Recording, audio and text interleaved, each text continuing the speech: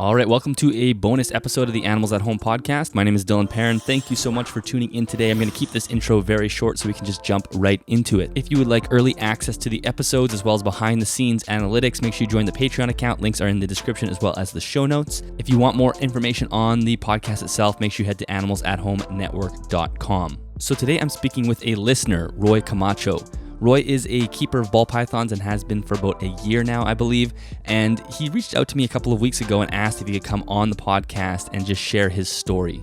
Now, Roy's experience in the hobby is a very common one. I think that's why it's a really great one to share. He saw a ball python in a pet store one day and then ended up getting kind of obsessed with them and wanting to get one himself, and then used YouTube to guide his care. And you all know when you type in ball python care, which channels come up. So he immediately got sucked down the industrialized style care path.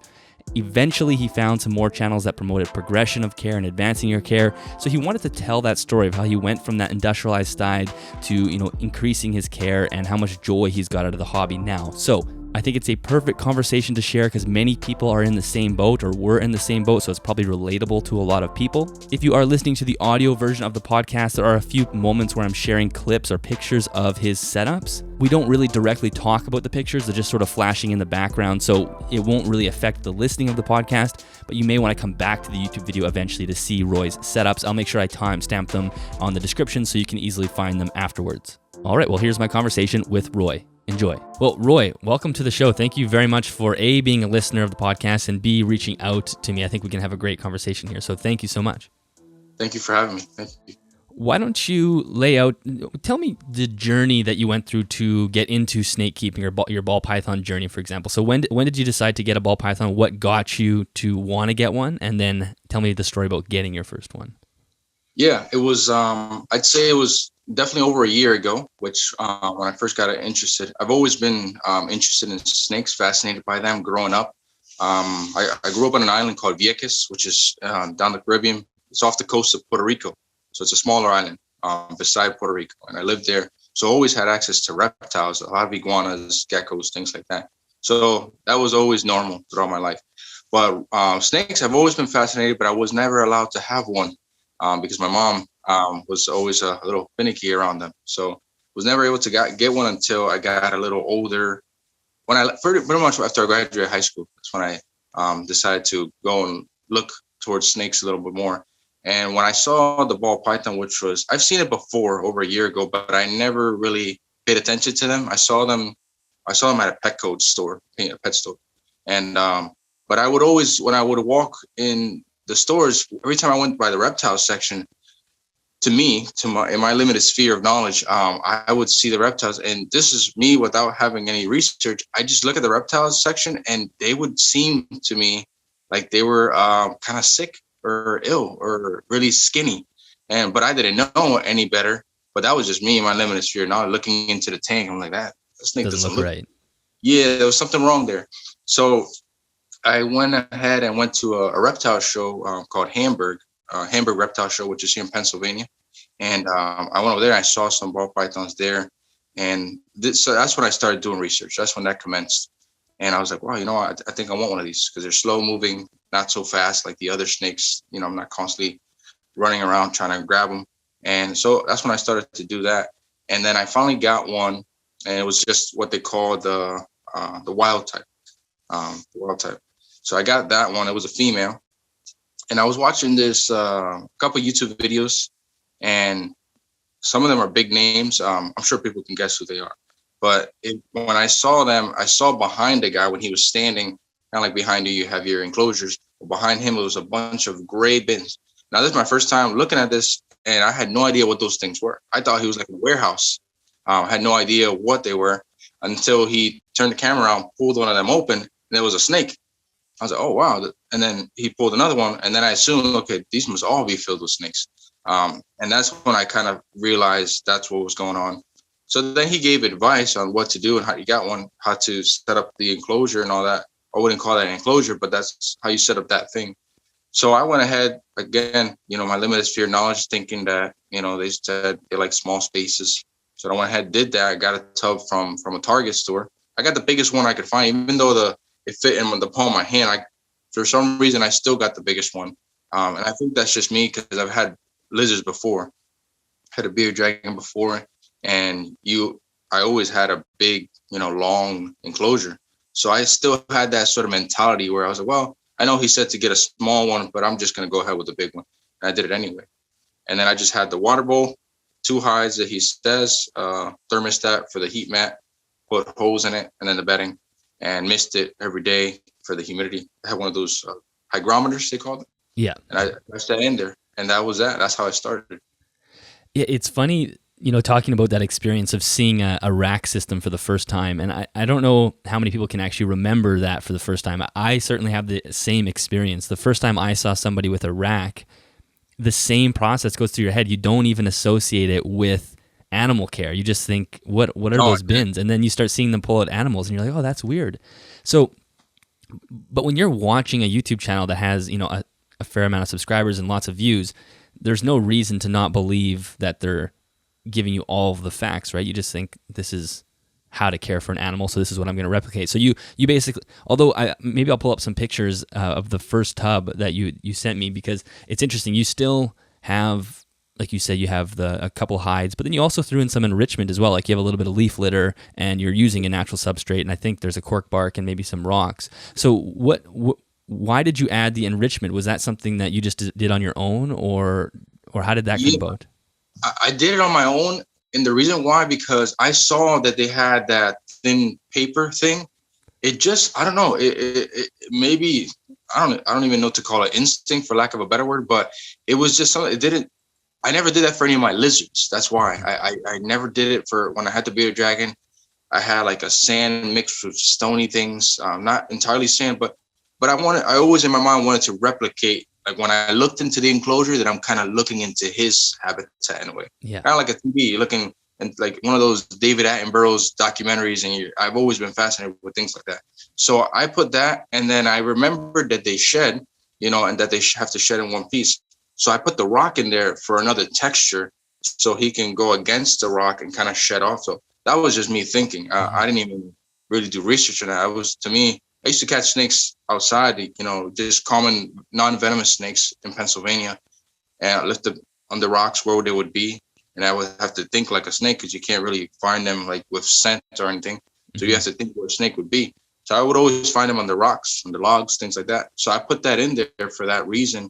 And even when I first got the tub, I bought this wooden dish thing that was actually meant for dishes at the store called IKEA.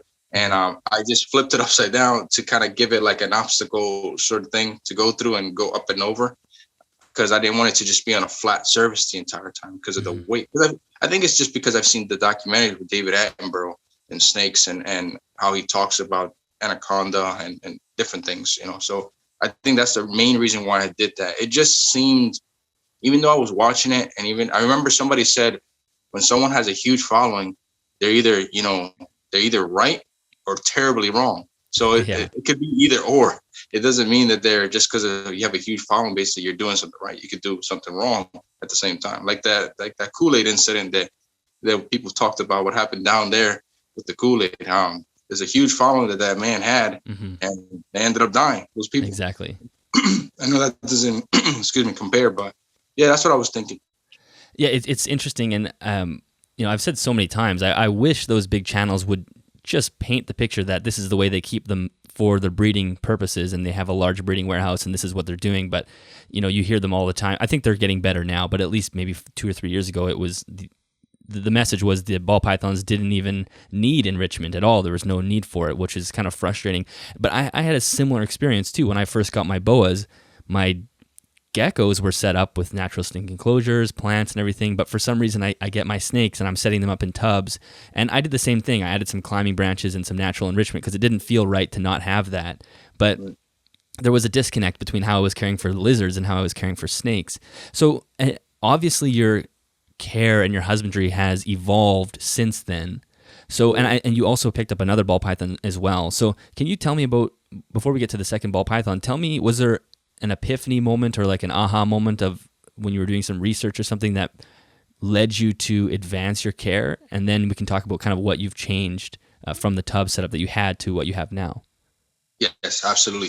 While I had that, what led me to the enclosure I have, which is it's called a Zen Habitat enclosure. I just found about it during that time. I didn't know about it beforehand. I stumbled across a video of this young woman named Trisha. Her channel is called Reptilian Garden, and I saw the enclosure she had and how she talked about her journey as well. And she laid out some like pretty much evidence-based research. And then I found Liam's channel, Reptile and Research, and I heard him talking about ball pythons. And before that, I had already had the enclosure when I listened to him. But I wanted to go because I knew that they only max out about 5 feet, 6 feet for the females. 6 feet is a little more rare, but it has occurred, they said. So she was saying, 4 feet long would be the best ideal. And then I saw your video about the volume, and it was like the key in the turning in the lock when you said about the volume, because that made so much sense. Because if you have all that space and you have nothing else, you're wasting all that volume. You might as well just keep it in a tub. So that's when the branches came in and all that. And I wanted to like basically spoil her in a way. I wanted to give her all the opportunity, because I take her out a lot with me, watch TV or I'm reading a book. She's with me, but I wanted, so when she's not with me, she still has the opportunity to do that. So I went ahead and bought that. It's 2 feet wide by 4 feet long. And I think it's 16 inches tall. I should have opted out for the 2 feet, but I got the 16 at the time, 16 inches. And it's just huge. It's huge for her. And she climbs all over. The immediate thing that I saw her more often. And I was told, not me directly, but in the YouTube channel of the breeders. And I don't condemn, I don't condemn them. I wouldn't say that I condemn them, because they seem very nice. They seem genuine. And I think it's the same thing, that they genuinely believe, maybe, I don't know, I can't speak for them all, but I think some of them genuinely believe that they're not doing anything incorrect. Yeah. And I think that's where that lies, in my opinion, from what I see. I could be wrong, but that's from what I see. Some of them seem really nice and genuine. And maybe perhaps like this channel and others, if they were to come across and hear, this, actually listen, not just hear, but listen, and maybe it'll cause them to change. And like you said, I saw that the one video with you and Liam talking about the guy that has the UVB lights, and he's a breeder, and he puts them all across underneath. Yeah. Those are innovative ways that could help them. Yeah, it's going to cost a little bit more, but I think they have the money to invest into that, and they'll get a lot more back feedback. So that's what I started doing, and it worked. And immediately I saw a change, something that the breeder said that I wouldn't see. Oh, you put too much things in there, then you're never going to see your snake. It turned out to be completely false. She came out even more because she didn't feel exposed. She has the branches, some fake. The plants I have in there are fake, because if I were to put real ones for her, until I figure it out, if I were to put real ones, she's just going to crush them all. You know, so they're all fake. So she moves around, and I think the minimal for me, in my opinion, for the ball pythons, it should be 3 hides, because that way when she comes out, I think you said this once too, that when she come out, instead of darting all the way across to the other one, she has the one in the middle or something there just to go behind. And exactly. Yeah, I saw huge activity like that I never saw before. Well, and not only is that something that you've observed sort of anecdotally, that has been proven sort of on a research level as well. When you add more opportunities for the animals to interact with, they will be out more, because exactly like you're saying, they have more opportunities to hide behind things and feel comfortable being out in the open. But if it's just one hide and then a big open space to another hide, why would they come out? It's going to have to be a real quick movement. They're going to want to move from one hide to the other. But if there's coverage the whole way, then they're happy to come out. And then when they come out, they realize it's not as dangerous as they might perceive, and they'll slowly become more comfortable realizing that there's no predators in this situation. They can map out their entire enclosure over time and then become comfortable. And that's the amazing thing about you, is now all of a sudden you add that stuff and now you're seeing her. It's not like she's stressed out and she's not regurgitating or anything like that. She's behaving like a snake. Yeah, another thing that I noticed, which was a big deal to me, was that she spends a lot of time on the branches. Mm-hmm. She's not on the ground. She does go on the ground, but she's mostly on the branches. So, the branch goes across halfway, if I'm looking at it now, halfway across. Yeah. About half of the tank of the enclosure is with this branch going up, and so it has height. So she's up there. Even when I fed her last night, when I fed her and I thaw it out and I put it in there and I was dangling it from the branch. That's when she went to it. She didn't even go down first. I did it right from the branch where she was perched. I was like, that was cool. It was cool. And that's so great for her muscle development and just enrichment in general. Just making her work for the food is definitely not a bad thing. So then when did the second ball python come into the picture? That happened after I had the enclosure of that one. Okay. I was walking to it was a mall and it was a pet store where the owner is a breeder herself of ball pythons. And there was one there that I didn't know the names of these things. I only know a few of the names, but I was looking at it. I had no idea what it was. All I know was it was bright yellow and it looked beautiful. So it caught my attention, and it was priced from what I saw. It seemed like it was pretty low compared to others. And I think it's because the breeders directly owns the store and all that. So she's able to put the price lower than other people. And when I saw it, I was like, wow, it was a male. I was told it was a male. And I was actually told that the female was a male when I bought her. Classic. I didn't know about that either. And I was like, I gave it the name Toothless from that movie, How to Train Your Dragon. Yeah. Because pythons appear to not have teeth. So I was like, we'll call it Toothless. But she's still toothless. But I went home, and when I found out how the pronging, and then if you squeeze the tail, it comes out. So I did that, and I didn't see those two hemipenes, they're called. Yeah. I didn't see those at all. I said, oh no, I got a female. And at first, I was getting into python. I never had python before, so I was a little intimidated by the fact that pythons get bigger. So I was like, at first, my mentality was, I don't want to get a female. I don't want nothing that big. But then when I found out I was a female, the more research I did, I was like, you know what? I'm glad I got a female. I want to be able to hold her and feel her, and I want that girth. Mm-hmm. So I was happy. It turned out good, even though they told me that it was a male. Same thing for him. So I found him and I saw him. The reason I got him was because of his colors. I was just blown away. And I don't normally do that because the whole reason that I got the ball python to begin with was because wanted to feel it, wanted to see it, wanted to just observe how they move. That was what drew me in the beginning. Not, different types of colors or anything. Just simply the fact that it's a snake and doesn't have any legs, the way it moves, just that was the reason. The scales, the patterns, that's pretty much the whole reason that drew me in. So, and another thing that I thought, when I was thinking about getting him, I was like, oh man, I'm going to have to order another enclosure. But then that motivated me to, I'm going to get it for now because it was small. I'll put it in the smaller bin that I still have because I didn't throw it out. I'll keep it in that smaller bin. And then when it gets older, I'm going to put it. I seen a video, one of your older videos, how you had that python that's black and yellow. I forgot the name of that. A carpet python. Yeah. Yeah. I saw what you did initially to let it come out on its own. You put the whole tub in there. Yeah. I saw that video of yours and I was like, oh, I'll do the same thing. I'll open it up, leave him in there, and then he'll just eventually come out. When he does, and I'll just remove it as well. Yeah. Do the same thing. That way he's not overwhelmed with all this great space.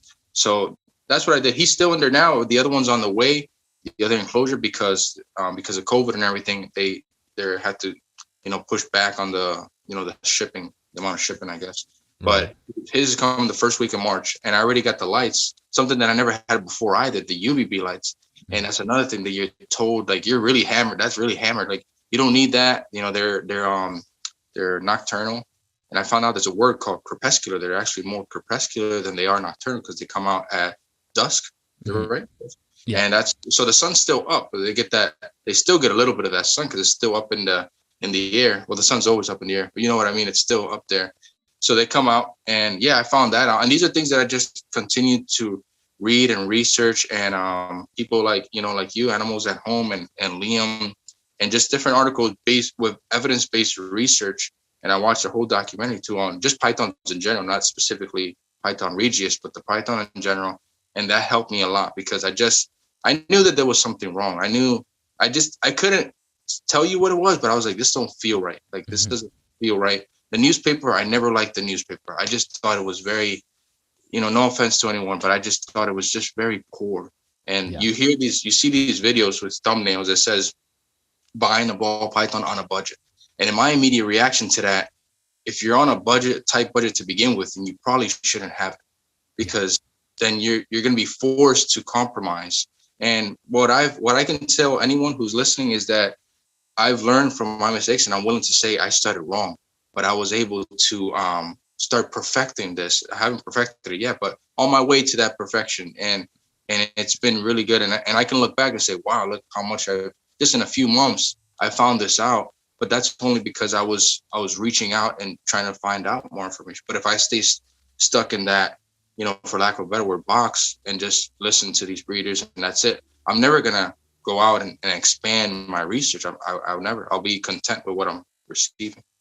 Exactly. Yeah, it's exactly right. And that's where it really just comes down to the mindset of the keeper. If the keeper is willing to have an open mind and continue to learn and continue to realize that this is a form of life, a biological science in another form, saying it another way, it's going to be an infinite amount of learning that we can do. And if we can all sort of commit to moving forward our care and always being open-minded to new research and not just being, like you say, stuck in a box, it really makes all the difference in the world. And your story is so interesting because, I don't even mind the fact that you started with the tub and everything, because now we have somebody in the hobby who understands progression of care and understands the importance of enrichment. And so many people start in the same way you do, including myself. We get into it, we just see the main channel. Because at the time when you started, watching those big channels, I assume you had actually no awareness of sort of the other side of the advancing side of the hobby, right? It was just like all you were seeing was the tubs, and that's what you copied, right? I saw other enclosures, yeah, but in the like it was a mixture of both. Mm-hmm. So I knew that there was something, and plus, like I said, I watched a lot of David Attenborough documentaries, and I've seen the way they move and everything, and even pythons. One thing that caught my attention was that they say that pythons don't climb, right? And or the ball python specifically. Well, when I would hang her on my arm, I'm showing this on the camera, but I would hang her, let her go, she would stay coiled like that. And usually a snake that isn't arboreal can't really do that. Mm-hmm. But she would stay on there with her muscles. I would feel it tight, use her tail like as a hand. They're not prehensile, but almost as if it were. And that was a test that I was like, she's hanging perfectly fine. If it was like what do you call it, the sand boa, I don't know if it would just slip off and fall. I don't know. Yeah, no, we know that there's a sense of arboreality there with those animals, and like you said, giving them the choice to climb is really the key, because if you give them the choice, if they don't want to climb, they won't, but like you're saying, you're giving them the option and they do. So it's such a cool story to hear someone that's approaching the hobby kind of get sucked into the industrialized style, although like you said, you had an intuition that it wasn't quite right. Yeah, and I think many of us, and I hear a lot from a lot of people where they are sort of so thankful to find my content as well as other people like it, because they're like, I knew there was something that seemed wrong about a dark tub with newspaper, but I just couldn't put my finger on it. And then, it opens up a whole world. So it's just so cool to hear your story going from that and then doing all the research on your own. Like you're saying, you're watching documentaries and absorbing as much as you can. And then not only that, accepting the information and seeing it as scientific fact, and then testing it on your own.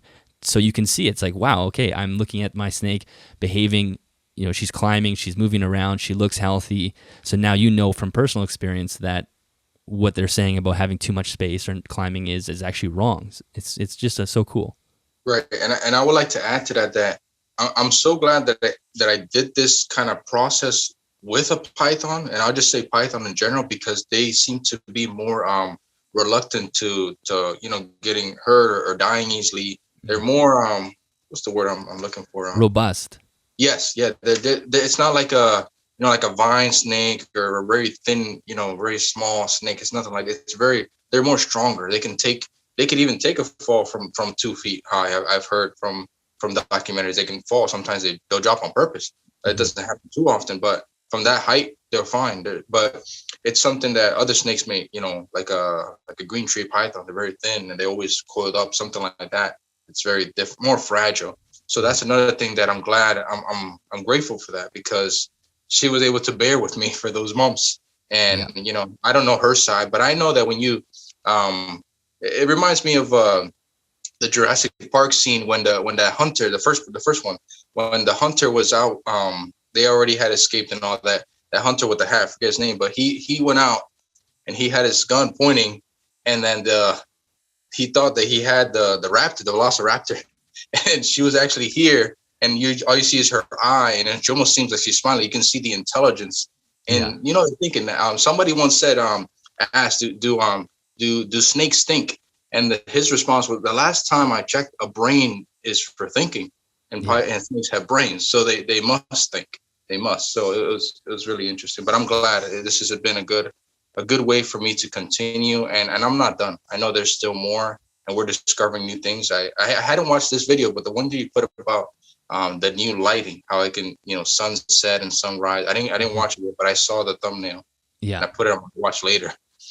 Yeah. Oh, yeah. There's so much more we can do. And that's the fun part about the hobby, is that it will be continuing to advance and improve. And that's exciting. And I think the point you made a little while ago that I wanted to touch on that I forgot was I really do hate that image that people say, like starting on a budget. Like you say, you can, this is how you can easily start with the cheapest basics. And I don't like that. I don't like that we promote the hobby as being inexpensive, because in reality it's actually not inexpensive. You do need to have several $100s of disposable income to get yourself started, and that's totally fine. And I think that's important that we have that barrier to entry. So if somebody wants one, maybe they have to spend time saving up and putting money away, and maybe in 8 months they can buy something. But to say, here's your $20 snake and here's your $30 setup, is a horrible image to give to people. And because if that's all they can afford, how will they ever move past that? Like, you're in a situation where thankfully you could go buy a new enclosure and buy enrichment, but what if all you could afford was the tub from Target, and now you're stuck? Yep. Another thing is that if you were hit a bump in the road and something, you did have that that one thing that apparently they say could happen in ball python, the respiratory infection. Mm-hmm. If you hit that and you were already on that budget, what's going to happen now? Unless you you live with your parents, or you have a girlfriend or wife or husband, and they can hey, all right, let's take it to the vet. So something like that, then you're already kind of screwed from the beginning, from the get-go, because you're already on a budget to begin with, and then you find out, or it had the nido virus. Nido virus, yeah. So I saw that podcast. That was really good too. So you run into that situation, and that's really bad. And another thing for me is that after, I'll confess this is after probably like a month or maybe 3 months after I got in the mail. I don't plan on reading them, by the way. At this moment in my life, I absolutely don't. I just saw them and I really liked them as a different personality. But like about 3 months, I was thinking to myself, why maybe I should have just stood with one, because they're both ball pythons. And I'm thinking they're both essentially the same thing. Mm-hmm. It's just different color. And I just at that moment, like I'm saying, I'm confessing, at that moment, I just saw the color and I was like, wow, he's beautiful. And I still think that way every single time I pull him out. He's just beautiful. But part of me still is like, I would have just been fine with one. I didn't really need two.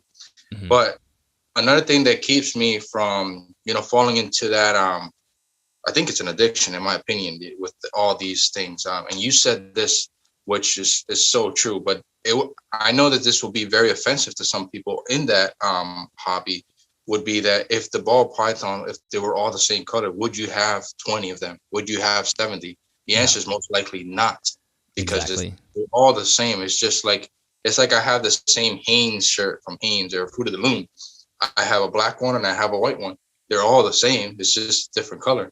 And it's kind of like that. You open your sock drawer, you open this drawer, you got black sock. Open the next drawer, you got, blue socks. So it's kind of like that. So another thing that keeps me from that is that I know that, like you said in the one video, that if I were to get another one, that's a whole nother enclosure. That's another UVB fixture, and then the bedding and all that, and then more rats. So these are all things that keep adding up on its own. So if someone were to think that way, it would be a lot more to put a bunch of enclosures all wrapped around your room. It's going to be a lot. Exactly. Yeah.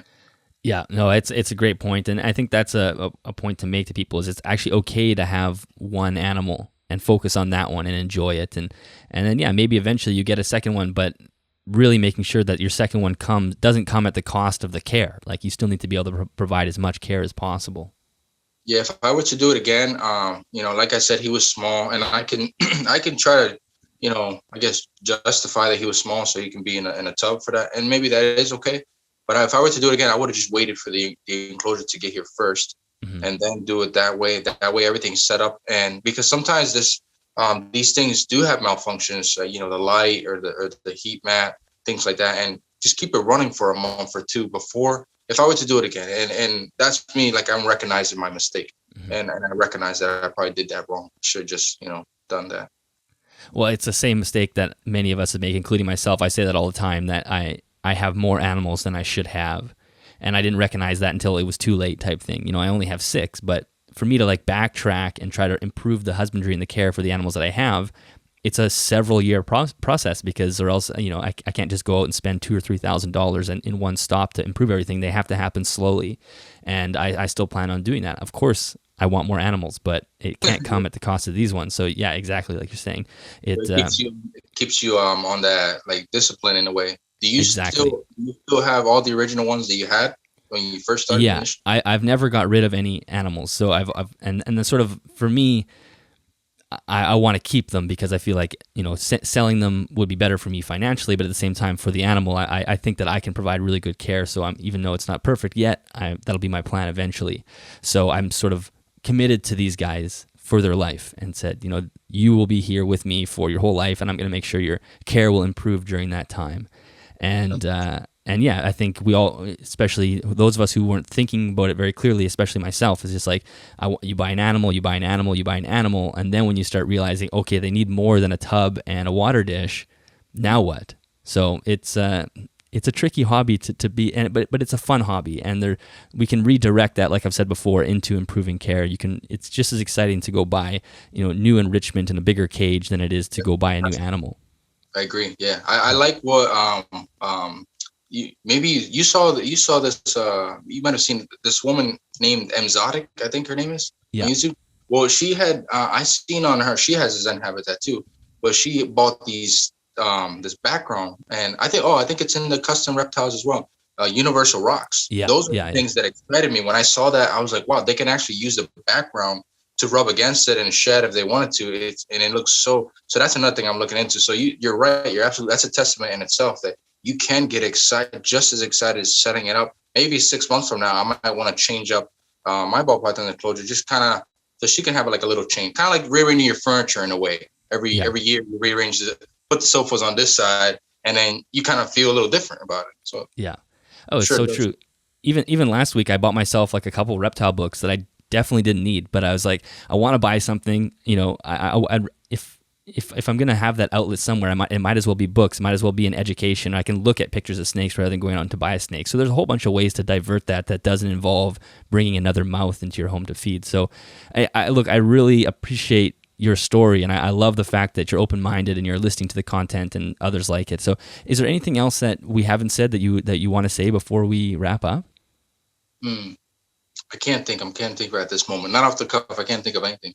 Yeah, I think we pretty much covered it all. So I love this story. Like I said, I really do appreciate you reaching out, because I think it's your story. People will say in the comments that it's not unique in a way. Like there's several people that are in your same situation where they started that way and then they found this content and they're improving. So I'm happy to have this chat so people can feel like, okay, yeah, it's okay to start kind of in a small way, but we found the enrichment side and the advancing side, and we can all move forward together. So thank you so much for this 40-minute conversation. I do really, really appreciate it. This was an absolute pleasure.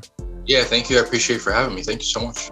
All right, that is the end of that episode. Roy, thank you so much for reaching out to me and hopping on an episode. I think that was a great story to share. I'm really looking forward to seeing how your care progresses into the future, and I know that will be a very relatable story to many. So again, thank you so much.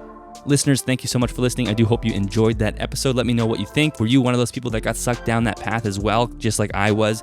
I really enjoyed how Roy was using, nature documentaries to guide his care in a way, thinking, okay, I'm watching these things on TV, and this is how they're behaving in the wild, and I'm not seeing that with my home collection. So what am I doing wrong? I thought that was a really interesting sort of introspective look on his own care, which helped him, push himself forward. So that was great. If you are looking for more information on the podcast, make sure you head to animalsathome.network.com. And if you are interested in getting early access to both the YouTube and the audio version of the podcast, make sure you head to patreon.com and just search Animals at Home and then sign up for the Patreon page, and you'll have access there.